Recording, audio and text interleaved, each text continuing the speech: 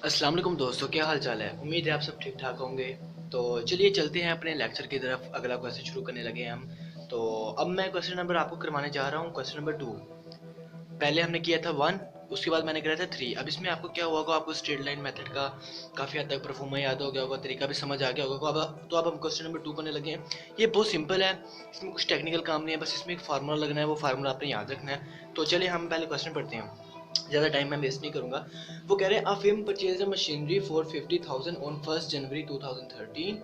Depreciation is to provided annually according to fixed instalment method. यानी कि पहला method आ गया फिक्स्ड, SOFA, सोफा जो हमने याद किया था वो। The useful life of the asset is 10%, 10 years and residual value is RS 10,000 rupees.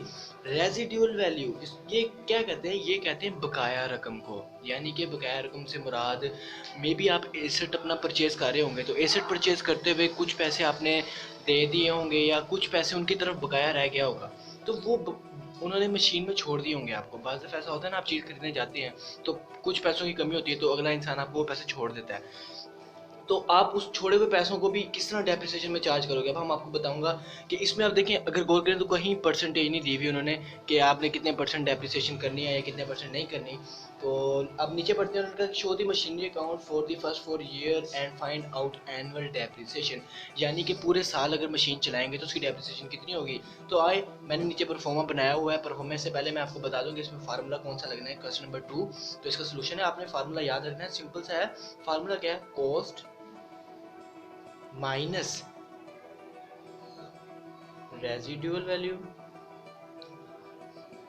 और ओवर एस्टिमेटेड लाइफ या useful asset life, useful life of the asset. आप जो भी लिख सकते हैं, मैं लिख देता हूँ आसान वर्ड में, क्योंकि क्वेश्चन में लिखा हुआ है यूजफुल लाइफ, तो मैं यूजफुल लाइफ लिख देता हूँ, useful life of the asset, of the asset. अब देखिए इसमें वैल्यूज पुट करेंगे। सबसे पहले इज इक्वल टू कॉस्ट कितनी थी इसकी, उन्होंने बताई 50,000। मैंने 50,000 लिख लिया वैसे का वैसे ही जैसे उन्होंने बताया था।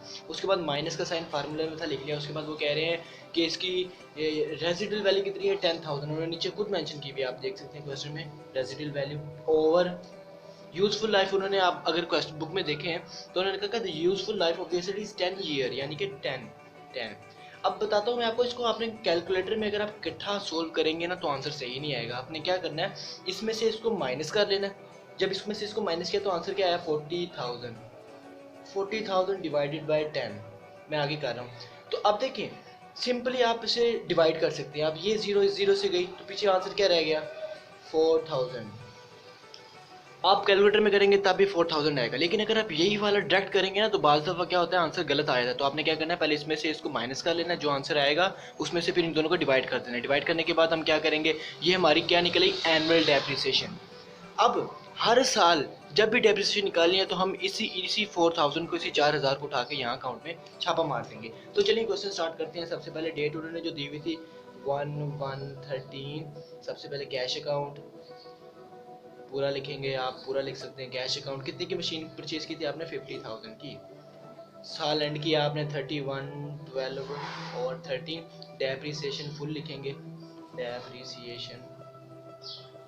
अब इसमें हम चार्ज नहीं करेंगे क्योंकि हमने ये डेप्रिसिएशन चार्ज फाइनल कर लिए, तो हम इसको उठा के सीधा यहाँ पे लिख देंगे 4,000। ये वाली डेप्रिसिएशन हमने फाइंड की है, इसको मैं एरो लगाता हूँ। और ये हमारी क्या है, एनुअल डेप्रिसिएशन। बुक में इसका आंसर भी अवेलेबल है,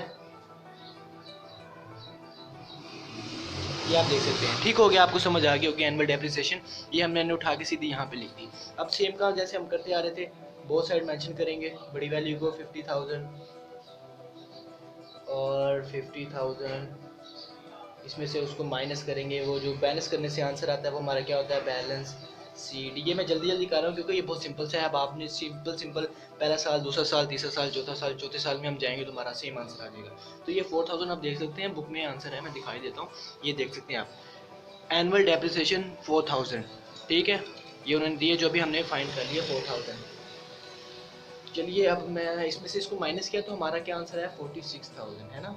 सही हो ना, देख लेना, गलत हुआ तो बता देना मुझे।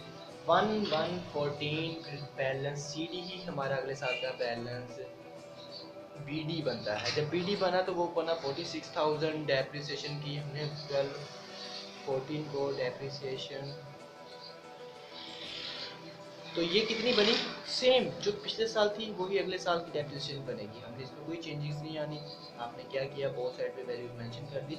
मैं अगेन बता रहा हूँ कि मैं रजिस्टर पे जस्ट इसलिए करवा रहा हूँ क्योंकि आपने सॉल्व रजिस्टर पे करना होता है। बोर्ड में भी आपने वाइट बोर्ड पे वगैरह नहीं करना। वाइट बोर्ड पे करना मेरे लिए बहुत आसान है, कैमरा भी एडजस्ट होता है सिंपल सा, उस पर स्पेस भी बहुत ज़्यादा होती है। रजिस्टर पे तो सोल्व आपने करना है। मैं आपको आपके तरीके से सोल्व करवा के दिखा रहा हूँ ताकि आपको कोई मसला ना हो कि रजिस्टर पे कैसे कैसे परफॉर्मा बनाना है। वाइट बोर्ड पे तो खुला डुला परफॉर्मा बनेगा, लेकिन रजिस्टर पे वो खुले डुले परफॉर्मे को कैसे, क्योंकि बच्चे क्या करते हैं डेट डिटेल आर एस इनके कॉलम इक्वल रखते हैं, तो ये गलत होता है। परफॉर्मा इस तरह नहीं बनता। आपने डेट का कॉलम छोटा रखना है, डिटेल का थोड़ा उससे ज़्यादा बड़ा, फिर रुपीज़ का नॉर्मल, फिर डेट का छोटा, फिर डिटेल्स का ज़्यादा, रुपीज़ का छोटा। तो 46,000 बैलेंस क्या बना, सी डी क्लोजिंग डाउन। इसमें से इसको 4,000 को माइनस किया तो हमारा आ गया 42,000। ये बन गया अगले साल का बैलेंस पी डी। तो हमारा बैलेंस पी डी है 42,000। हमने किया 31, 12, 14 डेप्रिसिएशन। मैं फिर पूरा लिख रहा हूँ। अच्छा, डेप्रिसिएशन चार्ज की हमारी डेप्रिसिएशन वही सेम निकलेगी जितनी थी हमारी, कितनी थी 4,000।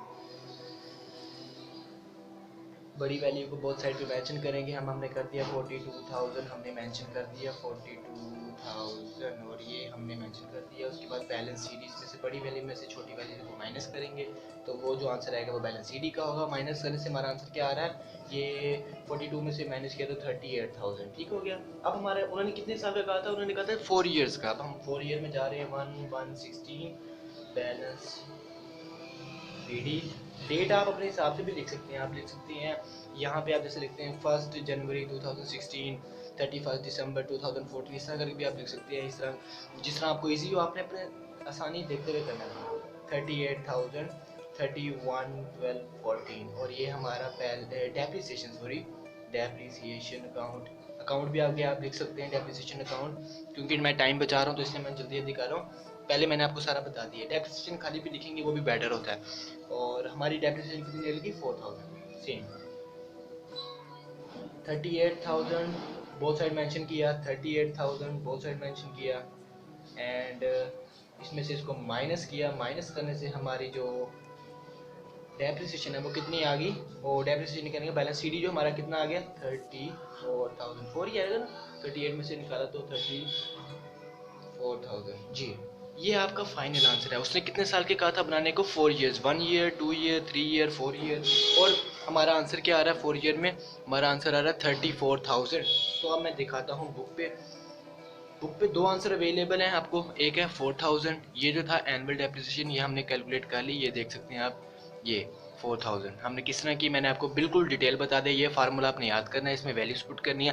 पहले माइनस कर लेना, इकट्ठा करेंगे तो आंसर चेंज हो सकता है मे बी। तो पहले इसमें से इसको माइनस किया, ये लिख लिया। 40,000 में से 40,000 को 10 पे डिवाइड किया तो सिंपली आंसर आपका आ गया 4,000। 0 0 से भी कैंसिल कर सकते हैं हम।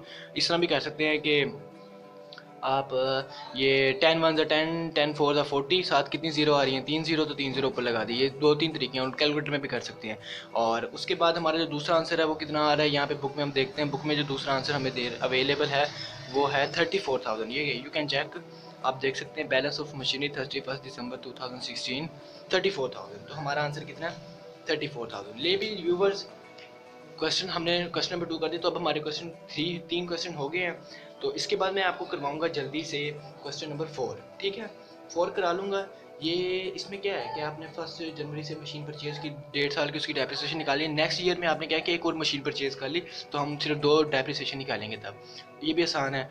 तो इस तरह सीक्वेंस के हिसाब से मैं आपको सारे करवा दूंगा। ये कितने क्वेश्चन है, ये टोटल हैं आई थिंक सो, मेरी बुक में 14 है। तो अगर आपकी बुक में न्यू एडिशन में ज़्यादा होंगे तो आप मुझे सेंड कर देना, मैं वो भी करवा दूंगा आपको। तो ये प्रैक्टिस करें, जितनी ज़्यादा प्रैक्टिस करेंगे उतने अच्छे से आपको आएगा।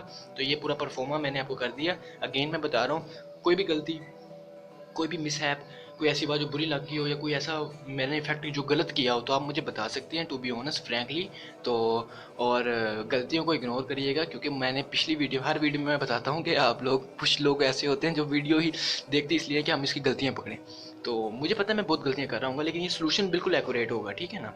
और ये सोल्यूशन आपको कहीं नहीं मिलेगा इतना डिटेल में, कि जैसे कि ये आपको ये भी बताया हो, अगर आप गूगल भी करेंगे या कोई की बुक भी देखेंगे तो की बुक में भी ये बिल्कुल नहीं है, आपको डायरेक्ट ये दिया होगा। तो बच्चे को क्या पता ये वैल्यू कहाँ से आ गई। तो इसलिए मैं आपको डिटेल में समझा रहा हूँ। तो आपने क्या करना है, प्रैक्टिस करनी है, और जहाँ से समझना है मुझसे पूछ सकते हैं कमेंट करके, और शेयर करें आगे से आगे। क्या पता यार आपको अगर आता है तो अच्छी बात है, आप किसी और को शेयर करें, मे बी कोई ऐसा हो जिसको नहीं आता और वो उसको हेल्प हो जाए उसकी, कि वो यहाँ से लेक्चर ले ले। तो मैं कोशिश करता हूँ कि एक दिन में दो दो क्वेश्चन अपलोड करूँ। तो मैं तो आपका टाइम बचाता हूँ कि एक दिन में 2 क्वेश्चन अपलोड करने से ये होगा कि हम जल्दी से सिलेबस कवर करेंगे। तो मैं चाह रहा हूँ कि मैं 5 चैप्टर जल्दी से इसके कंप्लीट कराता हूँ। साथ स्टैट का भी मैंने first year second year Icom के मतलब काफ़ी लेक्चर अपलोड करने हैं। तो अपने दोस्त को इजाज़त दीजिए, मुझे दुआ में याद रखना। ओके, मेरा नाम तैयब उस्मान, वैसे तैयब शान मुझे कहते हैं। तो ओके, अल्लाह हाफिज़।